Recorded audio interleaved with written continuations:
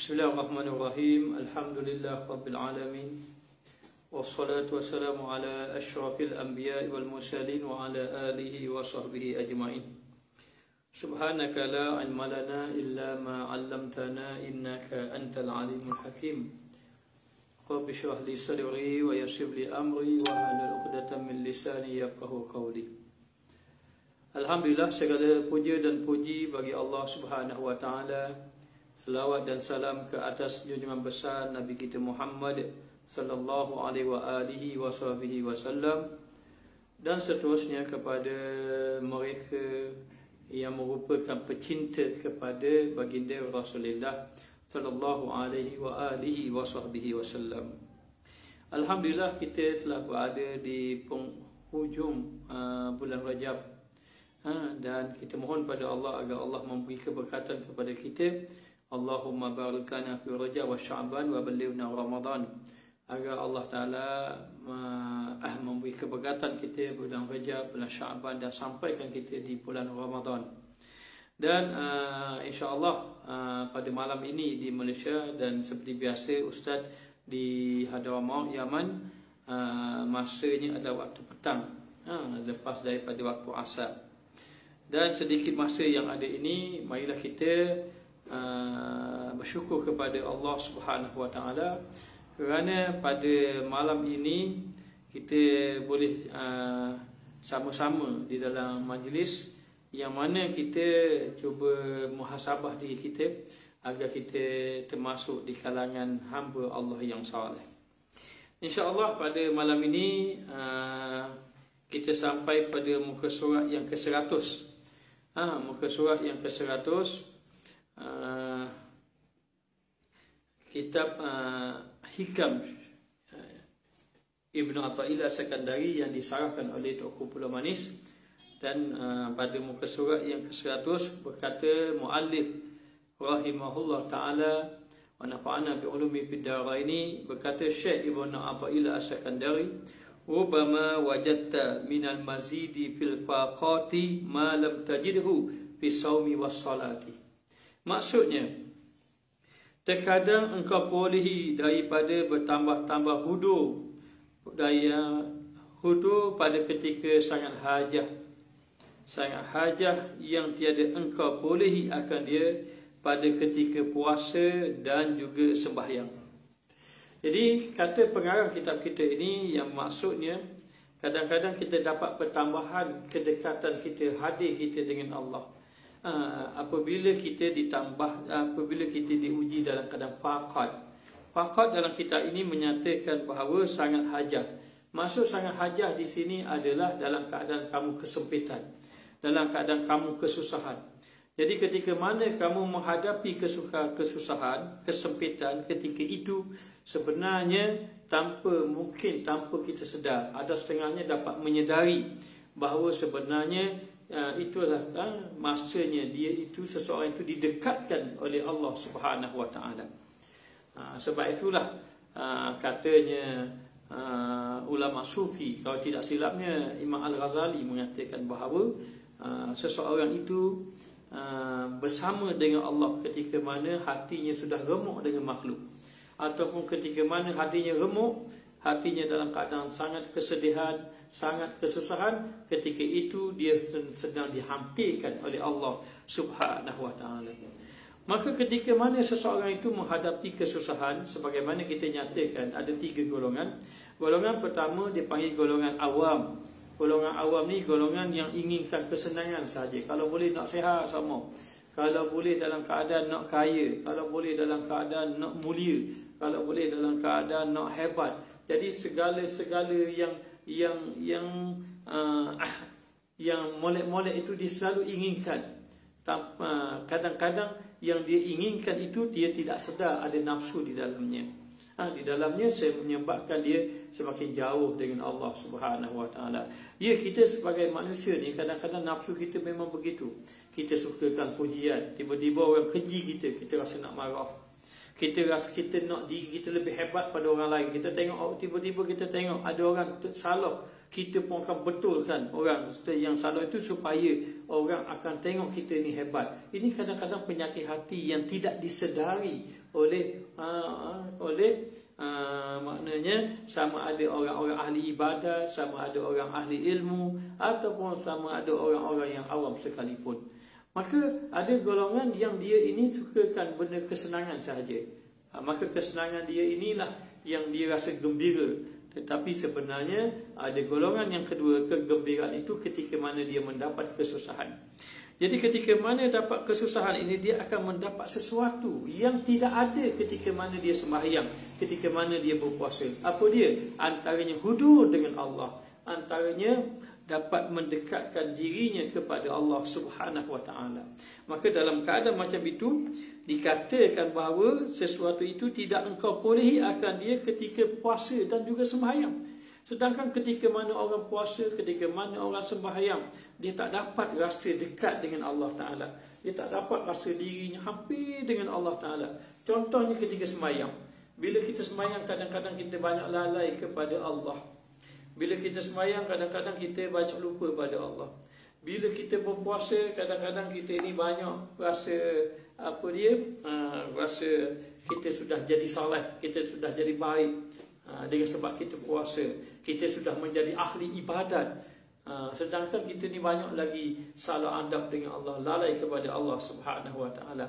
Tetapi ketika mana orang itu ditimpa kesusahan, ditimpa ujian, ditimpa musibah, menyebabkan dia semakin dekat dengan Allah, mulalah dia mula menangis. Masa sembahyang tak menangis, masa puasa tak menangis, tapi bila ditimpa ujian lalu menangis.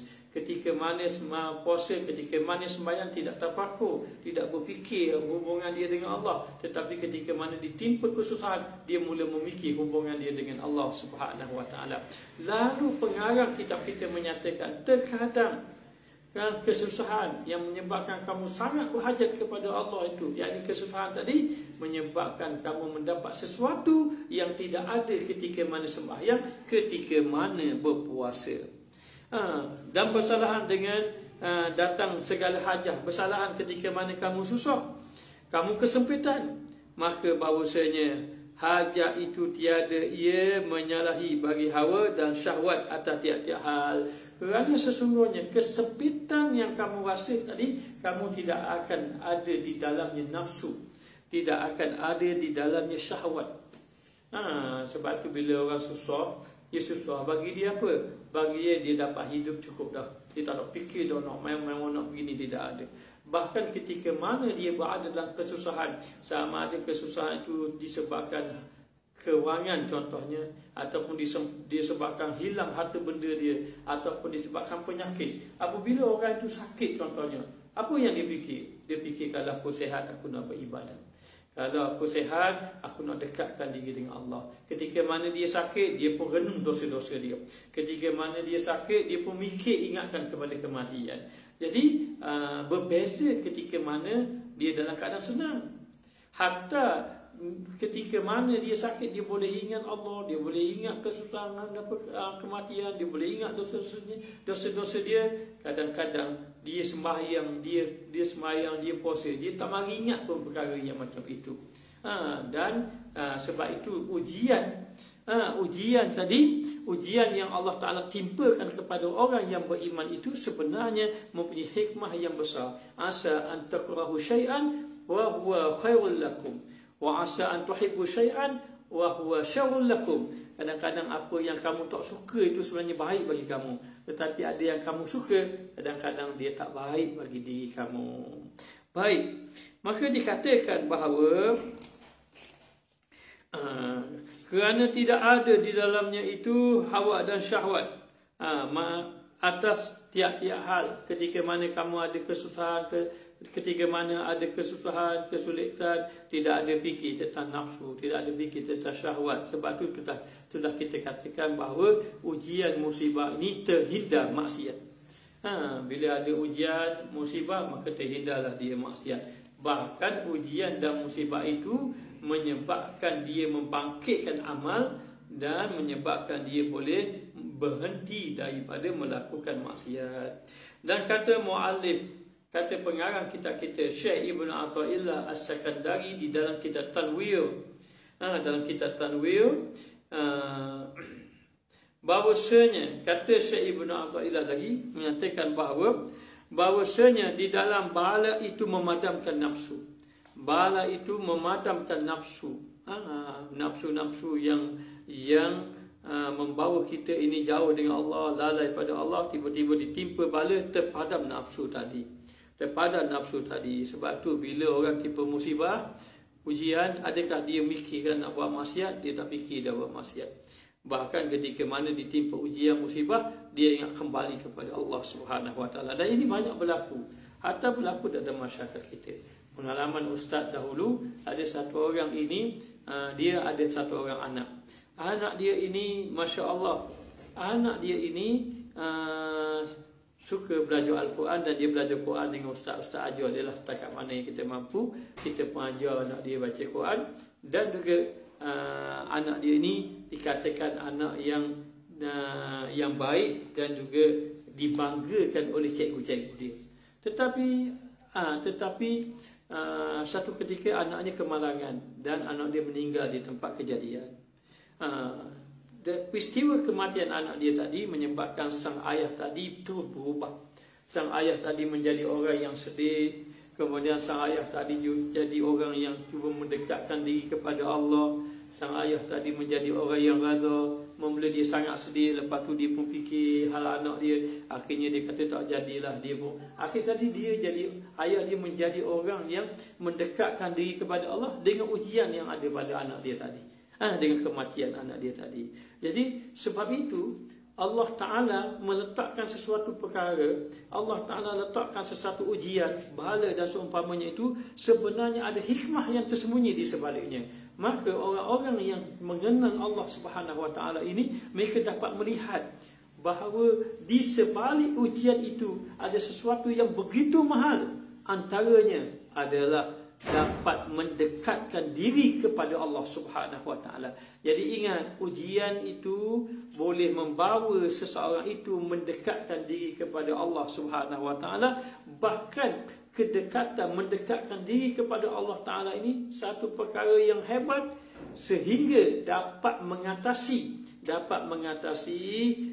ibadat seperti semayang dan juga puasa, kata pengarang kitab kita ini.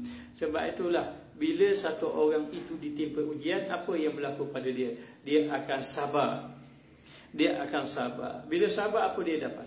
Bila dia sabar, dia dapat pahala yang begitu besar. Sebagaimana firman Allah Subhanahu Wa Taala, Allah berfirman, innama yuwaffas sabiruna ajrahum bighairi hisab. Sesungguhnya seseorang itu diberi pahala yang tidak terhitung tanpa hisab apabila orang itu sempurna kesabarannya, apabila orang itu betul-betul dapat sabar di atas apa yang Allah Ta'ala uji pada dia, maka dia diberi pahala tanpa hisab. Maka ujian ini membawa kesabaran dan mempunyai hikmah yang begitu besar. Dengan sebab itulah, kepahaman inilah yang menyebabkan kita dapat faham bahawa ada setengah manusia itu bila dapat ujian, dia gembira dibandingkan dengan dapat kesenangan. Kerana apa? Kerana kadang-kadang ujian itu dia dapat mengatasi sembahyang dan juga puasa, seumpama menyedarkan dia kepada Allah, menghadirkan hatinya kepada Allah Subhanahu Wa Taala. Kemudian dikatakan lagi,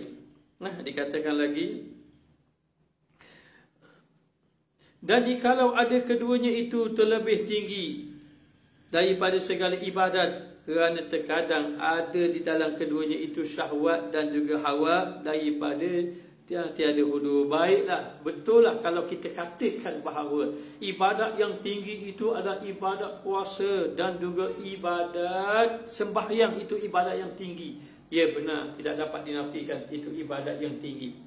Sembahyang dan ibadat. Namun kata pengarang kitab kita, ibadat yang tinggi seperti sembahyang, seperti puasa, kalau dibandingkan ibadat sabar di dalam ujian, ibadat sabar lebih terselamat daripada nafsu dibandingkan ibadat sembahyang dan juga ibadat puasa. Baik, bagaimana kalau orang rajin sembahyang? Kalau orang rajin sembahyang, kadang-kadang mari keadaan riak dalam ibadat dia. Kadang-kadang mari dalam keadaan ujub pada ibadatnya. Kadang-kadang mari dalam keadaan bangga dalam ibadatnya. Tetapi kalau dia datang musibah nak bangga apa musibah? Nak riak apa musibah? Kalau dia ditimpa musibah, ujian, takkanlah dia nak rasa ujub, nak rasa diri hebat, dia nak rasa bangga dengan musibah. Maka sebab itu dikatakan, pengarang kita menyatakan, walaupun puasa sunat, sembahyang sunat,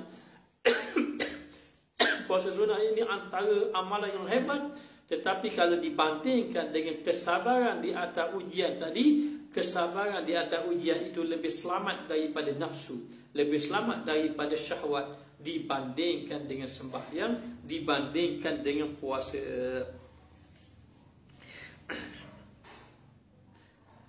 Maka tiada memberi faedah akan dia apabila orang tu sembahyang puasa, tiba-tiba dia ini maknanya tiba-tiba datanglah sesuatu dalam hatinya, nafsu, maka tak ada faedah. Maka tidak ada faedah. Jaga-jaga, kadang-kadang tanpa kita sedar, sembahyang sunat yang kita lakukan ni jadi hilang. Kadang-kadang sembahyang puasa sunat pun jadi hilang. Masa bila jadi hilang? Para jamaah sekalian kena jaga-jaga. Masa bila amalan boleh hilang? Ketika mana kita menyatakan buruk pada orang, ketika mana kita ini tidak menjaga lidah, boleh jadi kita fitnah orang. Maka kalaulah contoh kita fitnah orang, kita kata buruk pada orang,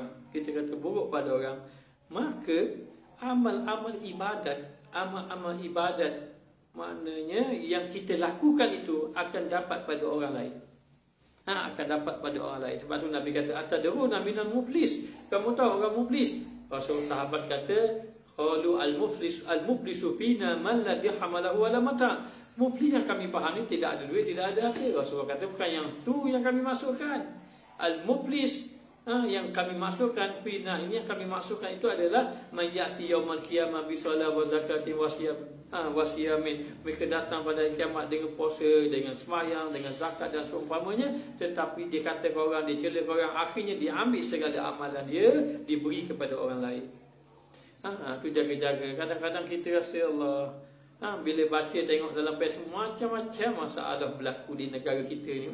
Betul tak? Ustaz sama ustaz jadi bala, ni kata yang ni kata yang ni. Jadi hairan kadang-kadang masalahnya. Jadi sekarang ni kita sibukkan diri kita, para jemaah sibukkan diri kita. Jangan hanyut dengan arus yang ada pada hari ini. Hanyut dengan arus yang ada pada ini menyebabkan kita lalai nanti pada Allah Ta'ala. Sibukkan dengan zikir, sibukkan dengan ibadah, sibukkan dengan ni. Jadi macam-macam ada. Pelbagai-bagai yang ada, sehingga masyarakat jadi pening, jadi keliru. Jadi senang kita kembali kepada Allah, kembalikan diri kepada Allah Subhanahu Wa Taala. Ujian, musibah, apa yang berlaku, kembali kepada Allah Subhanahu Wa Taala. Maka dalam keadaan macam itu, apa hikmah dia yang paling besar? Hikmah dia yang paling besar itu adalah apabila seseorang itu dapat mendekatkan diri kepada Allah Subhanahu Wa Taala dengan ujian yang Allah Taala uji kepada dia. Baik, kita tengok lagi. Maka dikatakan bahawa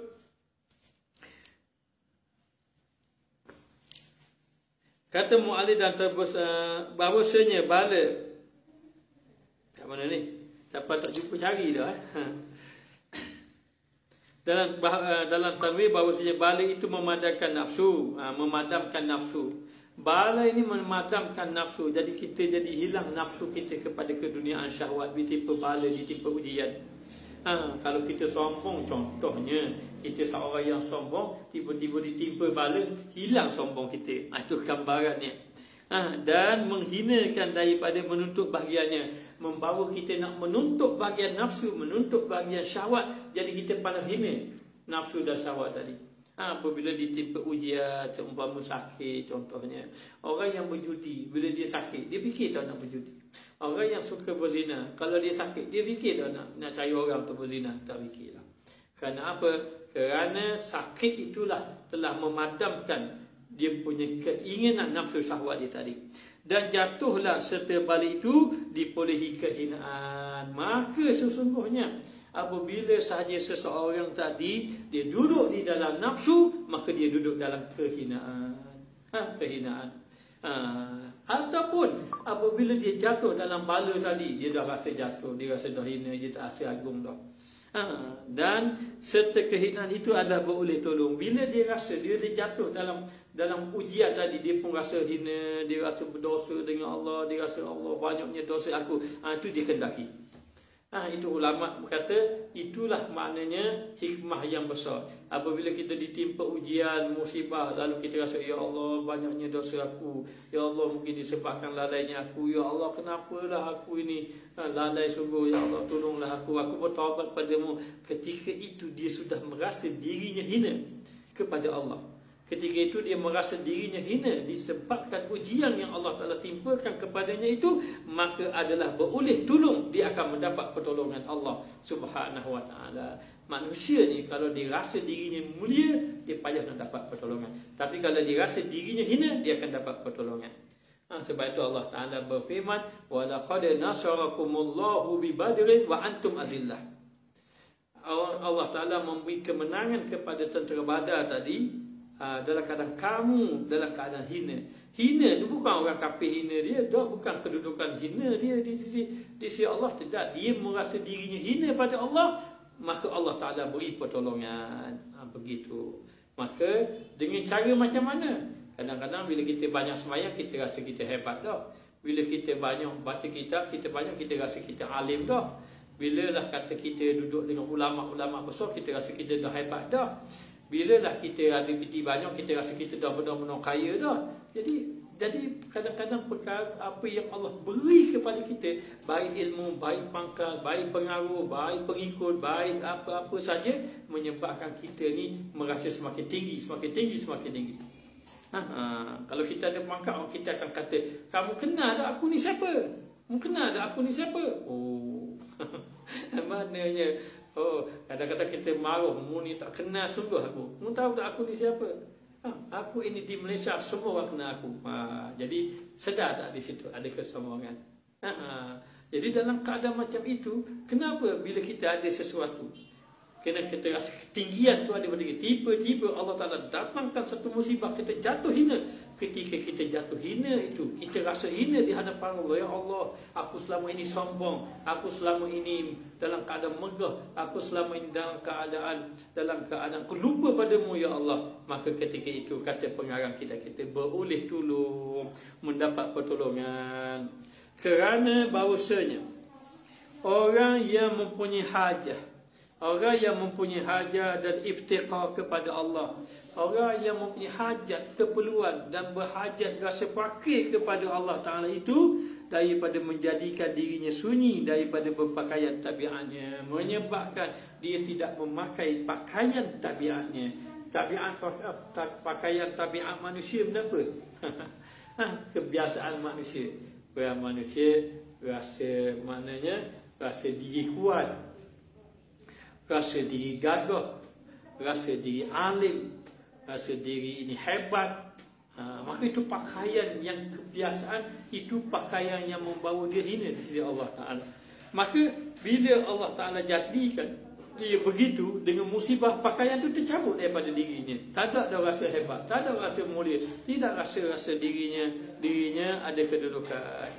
Dan demikian itu sebab bagi hasil tolong. Bila sudah tercabut pakaian tadi, pakaian mana? Pakaian kesombongan ataupun pakaian kemegahan, kehebatan. Bila pakaian tadi sudah tercabut dengan sebab apa? Tercabut dengan sebab ujian Allah. Allah Ta'ala beri dia pakai. Contoh sahaja. Dulu dia seorang yang terkenal. Contohnya dia dulu seorang yang terkenal. Di mana-mana orang kenal belakang dia. Semua dia terkenal. Kalau dia ni zaman Facebook kan, Facebook dia punya pengikut paling ramai. Tiba-tiba satu hari ada satu ujian ke, sama ada dia kena fitnah ke, tiba-tiba orang pun tinggal dia. Facebook dia pun tak ada orang pun kutuk dia, orang pun hina dia. Dia rasa macam mana ketika itu? Dia akan rasa dirinya hina, dia akan rasa nak kembali pada Allah, dia akan rasa dia dulu dia tidak ada rasa ketinggian dah, dia pun rasa dia Allah lemah, dia dah rasa dia ketika itu sudah tidak memiliki apa-apa. Ketika dia sudah tidak memiliki apa-apa, disitulah dia akan mendapat pertolongan Allah Subhanahu wa ta'ala. Jadi hasil daripada merasa tidak memiliki apa-apa itulah yang menyebabkan dia mendapat pertolongan Allah. Kerana apa? Kerana pakaian tabiat sudah tercabut. Pakaian tabiat sudah tercabut. Sebab begitulah, orang alim dia ada tabiat dia. Orang alim tabiat dia nak rasa tinggi pada orang. Mana boleh orang alim lebih pada dia. Dia nak, kalau boleh pengikut dia lebih ramai pada orang.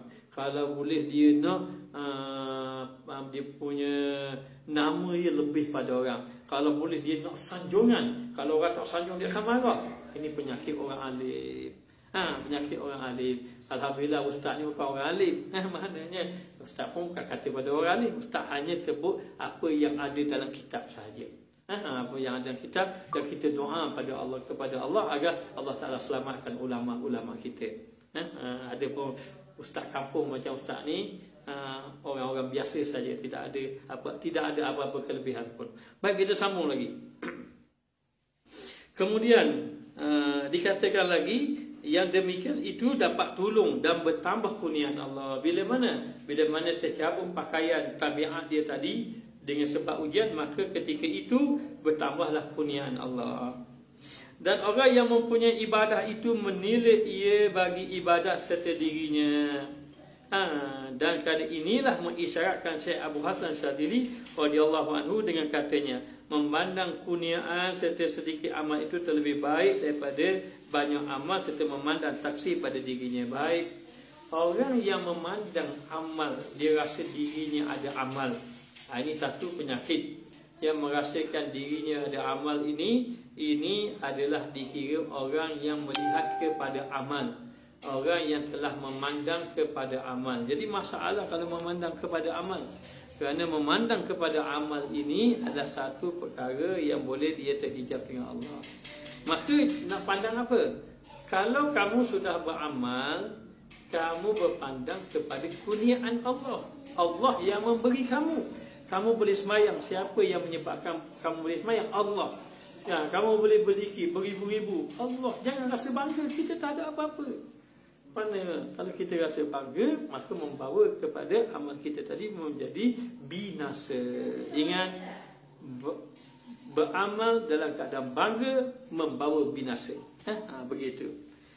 Lalu kata Syekh Abu Hasan Syadzili, ada dua keadaan manusia. Dua keadaan manusia. Apa dua keadaan manusia itu? Begini keadaan dia. Kata Syekh Abu Hasan Syadzili, memandang kurniaan serta sedikit amal itu terlebih baik daripada banyak beramal serta memandang taksir pada dirinya. Ada dua manusia yang disebut oleh Syekh Abu Hasan Syadzili. Satu, yang pertama, ustaz nak tanya, ada dua. Siapa yang boleh jawab? Siapa boleh jawab, tak ada hadiah. Orang yang pertama, dia beribadat. Lepas dia beribadat, dia pun berkata, ya Allah, aku bersyukur padamu ya Allah, kerana aku tidak mampu melakukan ibadat kecuali dengan pertolonganmu. Ini orang pertama. Orang yang kedua, dia kata, ya Allah, aku beribadat padamu, namun maafkanlah aku di atas segala kelemahan aku. Jadi dua orang yang berkata. Dua orang yang berkata. Orang yang pertama berkata, ya Allah, aku bersyukur kepadamu kerana engkau telah memberi kepada aku dapat beribadat padamu. Orang yang kedua kata, ya Allah, aku minta maaf di atas ibadatku yang ada kelalaian. Gitu gambarannya. Manakah yang lebih utama? Yang mengatakan aku bersyukur kerana dapat beribadat padamu, ataupun orang yang berkata, ya Allah, maafkan aku ibadatku yang ada kelalaian? Maknanya, siapa boleh jawab?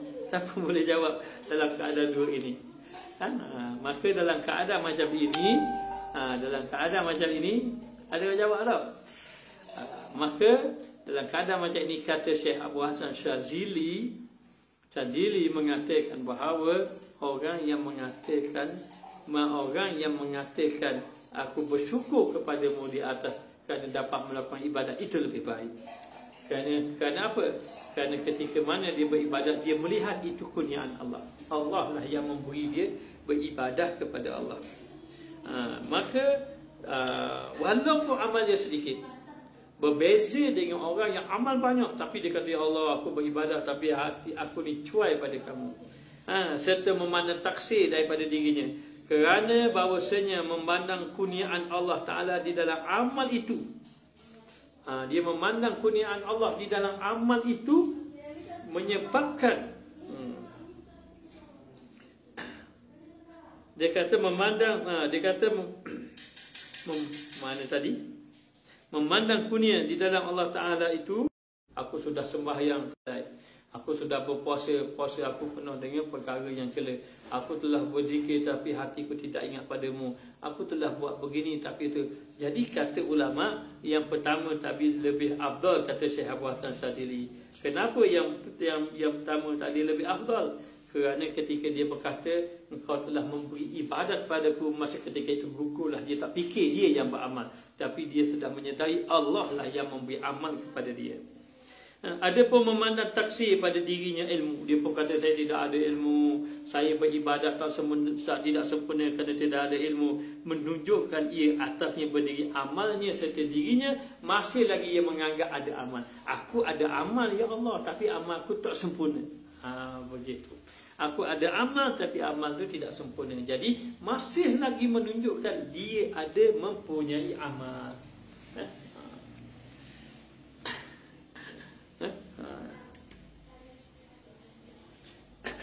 Maka dalam keadaan macam itu, beramal serta dirinya dan nazarnya memandangnya ataupun meniliknya kepada amalnya, masih lagi memandang amalnya, kerana bahawasanya jikalau memandang ia akan fadal, kalau dia memandang akan kelebihan Allah, kelebihan Allah maknanya, dan nikmatnya terdindinglah dengan demikian itu daripada melihat taksir. Kalau dia dah memandang Allah, dia tak tengok dah. Kerana Allah Ta'ala ini, dia bila Allah memandang pada seorang itu, Allah sudah tidak melihat lagi dia punya ibadat banyak macam mana pun. Maknanya, maka demikian itu maka terdindinglah dengan demikian itu daripada melihat taksir dirinya. Dia sudah tidak melihat lagi diri dia. Dia tidak melihat lagi kecuali diri dia. Bagi dia semuanya daripada Allah Ta'ala. Allah lah yang memberi ibadah kepada dia. Kepada dia. Maka dia melihat itu pemberian Allah. Bagi dirinya tidak ada. Dia tidak nampak yang dirinya beramal. Yang satu lagi dia nampak dirinya beramal, hanya amalan tak sempurna. Jadi kita bagaimana di sini? Di sini begini, kita kena belajar bersyukur. Setiap kali kita berjaya melakukan ibadat, baik sembahyang, baik puasa, baik saja, kita kena niat, ya Allah, aku bersyukur kepadamu di atas kurniaanmu, dengan rahmatmu aku diberi pilihan dan menjadi pilihanmu untuk melakukan ibadah padamu. Maka kena bersyukur kepada Allah. Baik. Kemudian dikatakan bahawa dan tiada memandang ia lain daripada kelebihan Tuhannya. Kalau tidak, dia tak memandang pada kelebihan Allah, dia memandang pada kekurangan dia. Baik memandang kepada kelebihan Allah. Dan kerana inilah berkehendak ia kepadanya, kerana bahawasanya barang siapa telah sunyi ia daripada dirinya, nasib kekal ia dengan Tuhannya. Apabila seseorang itu dia sudah memandang kepada Allah, dia melakukan ibadah semua kepada Allah Ta'ala, maka dia tidak putus dengan Allah. Ketika mana Allah memberi ujian kepada dia, dia tak putus dengan Allah. Dan dia kira semuanya datang daripada Allah. Dan ketika mana Allah Ta'ala beri ujian, dia tidak putus ibadat dia dengan Allah. Datanglah ujian macam mana, sembahyang dia tetap jaga, ibadat puasa, ibadat-ibadat dia tetap jaga. Kerana apa? Kerana dia melihat itu semua daripada Allah. Kebaikan daripada Allah. Ujian semua datang daripada Allah Ta'ala. Kata ulama, tidak ditimpa ujian itu kecuali 3. Sehingga ulama dia tambah jadi 4. Apa dia? Yang pertama, untuk mendekatkan diri kepada Allah. Alhamdulillah. Kalau kita ditimpa ujian menyebabkan kita semakin dekat dengan Allah, kita kena bersyukur, alhamdulillah. Itu tanda kasih sayang Allah. Orang sufi ni kadang-kadang bersalahan dengan orang awam macam kita. Orang sufi ni kadang-kadang bila kita mendengar kalam dia ni, kita rasa tak patut kata gitu. Kata kita, rupanya kita tidak memahami. Contohnya dia kata apa? Dia mengatakan bahawa aku lebih gembira ditimpa musibah daripada mendapat nikmat. Jadi kita akan rasa pelik. Ada kemunasabah gembira dengan musibah. Tetapi apa maksudnya? Maksud dia ialah apabila dia dapat mendekatkan diri kepada Allah, walaupun dengan musibah dia tetap gembira. Dia tetap gembira. Jadi yang pertama untuk mendekatkan diri kepada Allah. Yang kedua adalah untuk mendidik hati kita yang lalai kepada Allah. Bila hati kita lalai pada Allah, kita dapat nikmat banyak, kita dapat harta banyak, kita dapat pengikut ramai, kita dapat pengaruh, kita dapat nama, kita dapat kedudukan, kita dapat pangkat tinggi. Tiba-tiba kita lupa pada Allah. Maka Allah Ta'ala bagi ujian sedikit. Maka dengan ujian tersebut menyebabkan kita jadi dekat balik pada Allah. Jadi Allah nak mendidik hati kita. Yang kedua adalah untuk mendidik hati kita. Dan yang ketiga adalah untuk mengazabkan orang tadi. Supaya apa? Supaya orang itu tidak berterusan di dalam maksiat. Maka yang ketiga untuk diazabkan supaya tidak berterusan dalam maksiat. Yang keempat, tambahan lagi. Yang keempat adalah untuk menghapuskan segala dosa-dosa kita yang telah lalu. Yang telah lalu. Baik. Dulu Ustaz pernah mengadu pada Syekh Yusuf Al-Hasani. Syekh, orang fitnah ana, Syekh, orang kata ana begini. Syekh pun tersenyum gembira. Kita diuji macam itu, orang kata kita macam-macam. Syekh boleh senyum saja, suka saja Syekh. Jadi Syekh pun berkata, adakah kamu mampu sembahyang banyak-banyak, puasa banyak-banyak, baca Quran banyak-banyak? Tidak mampu. Kalau tidak mampu, Allah beri pahala kau ni, gembiralah kamu, kata dia. Barulah kita memahami. Maka demikianlah dikatakan bahawa ulama-ulama sufi mereka melihat semuanya baik datang daripada Allah. Semuanya baik datang daripada Allah. Allahumma inni as'aluka kullahu khair. Ya Allah, ya Tuhanku, aku memohon padamu semuanya itu dalam keadaan baik belaka. Jadi lebih-lebih lagi bila ditimpa ujian, pastikan ujian itu membawa kita semakin dekat dengan Allah Subhanahu Wa Taala. Maka dekat dengan Allah Taala ini adalah merupakan satu nikmat, dan itulah sesuatu perkara yang besar sebenarnya. Allah Ta'ala yang maha pengasih memberi ujian untuk mendekatkan diri kita kepadanya dan membawa kita kekal dengan Allah Subhanahu Wa Ta'ala. Dan kata setengah mereka itu bahawasanya yang terlebih besar daripada segala hal itu iaitu barang yang mempusakai akan dia maqam dan pandangnya fakir dan lemahnya daripada setiap waktu. Antaranya menyebabkan seorang itu naik maqam, menyebabkan seorang itu sentiasa merasa fakir kepada Allah, dan sebab orang itu sentiasa tidak putus berdampingan dengan Allah Subhanahu Wa Taala. Jadi untuk perkara yang seterusnya kita akan bicara akan datang, insya-Allah. Kalau diizinkan oleh Allah, kita akan sambung lagi. Jadi sekadar inilah yang dapat disampaikan pada petang ini di Yaman dan malam di Malaysia. Moga-moga kita bertemu lagi. Dan insya-Allah kalau Ustaz ada tersalah kata, tersilap bahasa, maka minta maaf banyak-banyak. Dan kalau tidak dapat memahami apa yang Ustaz sampaikan, bertanyalah kepada orang yang lebih ahli, bertanyalah kepada orang yang lebih saleh. Pesanan Ustaz, jangan kita terlibat dengan perkara yang sia-sia, yang merugikan kita, yang merugikan ummah. Jaga-jaga, jangan terlibat dengan viral ataupun dengan perkara-perkara yang boleh timbul fitnah pada hari ini. Jadi sekadar ini saja. Saya sudahi dengan wabillahi taufiq wal hidayah. Wassalamualaikum warahmatullahi wabarakatuh.